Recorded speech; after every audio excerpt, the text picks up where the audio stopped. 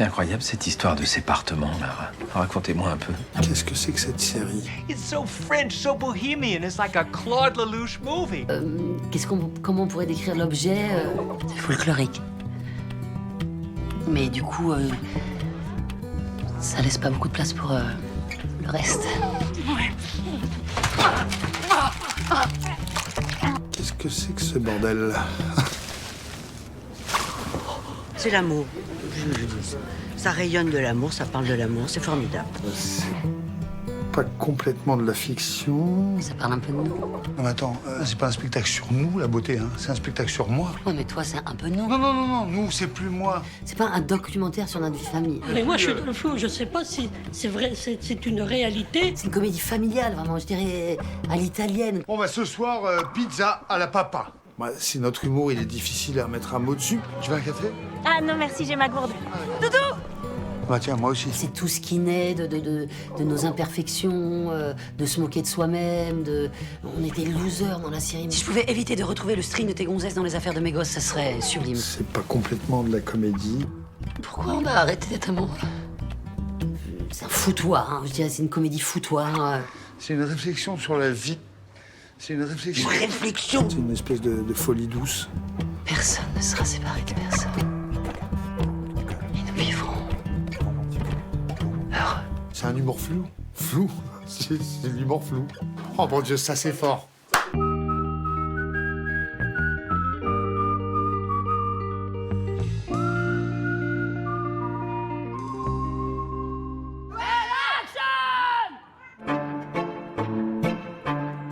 En quelques chiffres, L'amour flou, c'est un budget de 5 millions d'euros, moins d'un an d'écriture, 60 jours de tournage, 81 comédiens, 15 techniciens, pour 9 fois 30 minutes.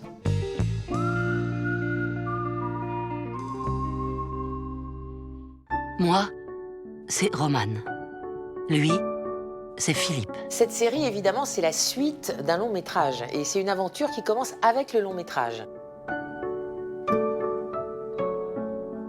Un jour, Romane m'appelle et me dit « Voilà, on va se séparer avec Philippe ». Alors, moi, j'en revenais pas. Et elle me dit « Il faut absolument qu'on en fasse un film ». Alors, j'ai pas tellement compris pourquoi au début.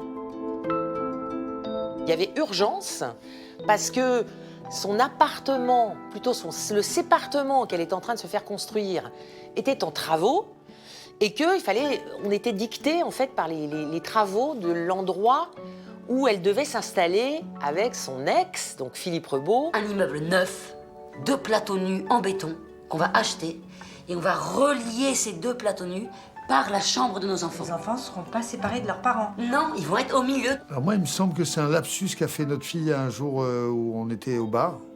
Au bar du marché. Elle était bourrée. Et elle a parlé de sépartement. Et ça a glissé comme ça, sauf que nous, on l'a récupéré. On s'est dit, mais c'est exactement ça. C'est Rose, c'est notre fille qui l'a inventé. Voilà, Rose, notre fille. Ah, génial. En fait, le film L'amour flou, nous l'avons réalisé comme un geste presque issu d'une nécessité de dire à un moment donné qu'était le moment de notre séparation. Et moi, pourtant assez pudique, j'ai pensé qu'il y avait dans cette histoire quelque chose d'assez universel. Cette souffrance qu'on éprouve tous à casser l'image qu'on avait de la famille idéale. Je comprends bien que c'est le quotidien qui nous a tués, Puis c'est n'importe quoi, on essaye de pas faire de mal aux enfants, mais ça fait 1 an que je dors dans la chambre de ma fille. Pour eux, ça veut rien dire, ça doit être tellement confus. Le film, il s'est fait comme une nécessité, une inspiration soudaine, réunir Bertrand Mouly un dimanche, notre chef opérateur. Elle m'a dit « J'aurais même que ce soit une toute petite caméra, une caméra de poche comme ça, comme un documentaire de famille ». Et je lui dis « C'est dommage, si on en fait vraiment un film, partons avec une belle caméra, partons avec du son, faisons du documentaire, mais dans des conditions professionnelles, quoi. On se donne vraiment les moyens de rapprocher ce documentaire vers de la fiction, en fait. Et petit à petit, de ramener de la fiction là-dedans pour qu'on puisse vraiment avoir la matière d'un film. À table, les enfants. Mais pourquoi vous avez dit tous les deux à table? Si on part à la base avec du matériel qui est riche dans son rendu, on peut se permettre de travailler dans des accidents de lumière et ça sera beau. C'est la force du documentaire, mais là c'est la force du documentaire appliqué à la fiction. C'est-à-dire que le documentaire, c'est la capacité de prendre sur le vif des éléments et sans arrêt, l'idée de Romane et de Philippe, c'était d'injecter de la fiction dans la réalité. Raoul, tu descends? Ce qu'il veut me faire dire de toi. On savait pas si vraiment en fait sur quoi on allait aboutir en fait. C'est vraiment comme un roman que tu commences mais tu sais jamais sur quoi ça va finir. En fait c'était une autofiction parce qu'au fur et à mesure en fait si tu veux où leur vie avançait, nous le film avançait aussi et leur vie avançait également. Ouais, tu vois ou pas? Attention, ça va tomber. Oh mon Dieu. Oh mon Dieu. Ouais. Et voilà. Bravo. Le long métrage, il s'est écrit un peu de lui-même, par les événements qui nous arrivaient, par le déménagement, par l'aménagement, par les travaux, par j'allais jouer au théâtre et j'ai eu envie de filmer ça, par... Il s'est écrit presque. Romane Bourringer ici présente. Acceptes-tu d'être mon ex-compagne, ex-épouse pour le restant de mes jours?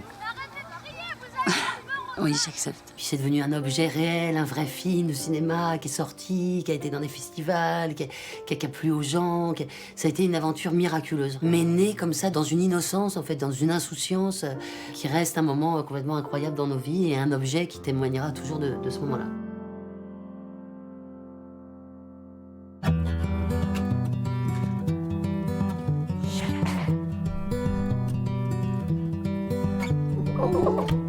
L'idée de la série, alors moi je ne l'ai pas du tout eu, je crois que c'est Roman qui a rencontré des gens de Canal+, et qui lui ont dit tiens mais ce serait marrant que vous fassiez une série. Donc Roman est revenu en disant tiens, il y a les gens de Canal+ qui ont dit tiens ce serait marrant que vous fassiez une série. Et c'est vrai que dans les nombreux débats qu'on a fait à la sortie du film, tout le temps revenait cette question, on a envie de savoir ce qui arrive à cette famille après. Donc il y avait, c'est vrai, une matière.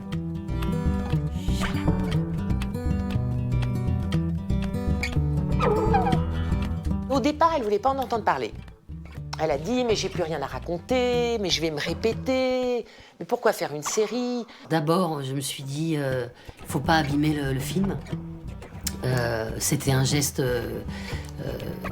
unique. Et puis après, je crois, une trouille folle de dire, mais moi je suis incapable de faire ça, je peux pas écrire 9 épisodes, je peux pas arriver sur un plateau tous les matins et dire action à une équipe un peu plus conséquente. Il a fallu 1 an, en fait, pour qu'elle accepte cette idée et que même elle en ait très envie. Et j'ai été accompagnée de mes co-scénaristes, donc d'abord Rassoff, ma sœur m'a beaucoup aidée sur tout ce qui est les scènes qu'elle connaît bien sûr, nos scènes de famille. Et puis Philippe, il a enrichi le tout de sa poésie unique et très singulière.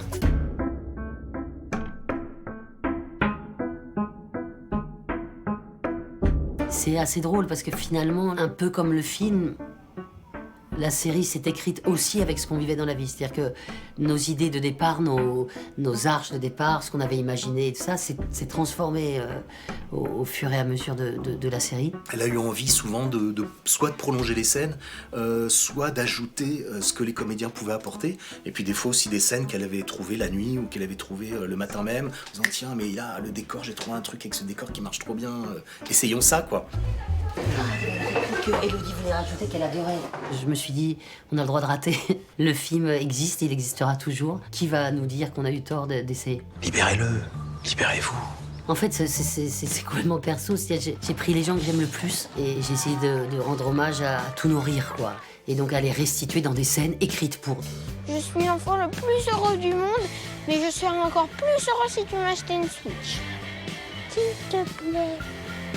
La famille de Philippe, mes amis acteurs, mes amis non-acteurs. Philippe, évidemment, me fait rire à un point fou. Il y a notre propre folie individuelle, nos enfants sont cinglés. Voilà, chez ma famille, c'est la dinguerie de ma famille. J'essaie de la restituer, des engueulades sans fin. Je vous ai monté un PEL. Ah non, La folie de mon père, la folie de ma mère, la folie de ma sœur. Jackson, il est catholique. Il est très très catholique.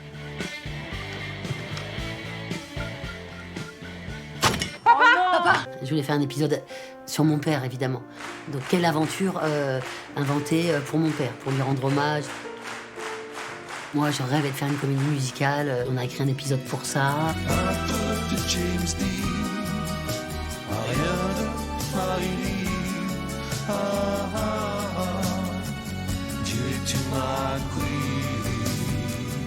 Romane, elle aime par moments partir dans des choses très folles, qui sont soit des peurs, soit des fantasmes, soit des rêves, soit des cauchemars, hein, donc c'est souvent expliqué comme ça, mais en fait c'est son univers mental, on va dire. Hein. Alors il y a des cochons qui envahissent son appartement, il y a le Père Noël qui devient un serial killer. Père Noël, Père Noël. Par moments, oui, ça part dans des choses bien délirantes. Oh merde! Bon, alors là, il y a plus de fiction dans la série qu'il n'y avait dans le film. Il y a toute la fantasmagorie, s'envoler avec son amour sur un tapis volant. On a essayé de rien se refuser, quoi, dans la fiction, justement.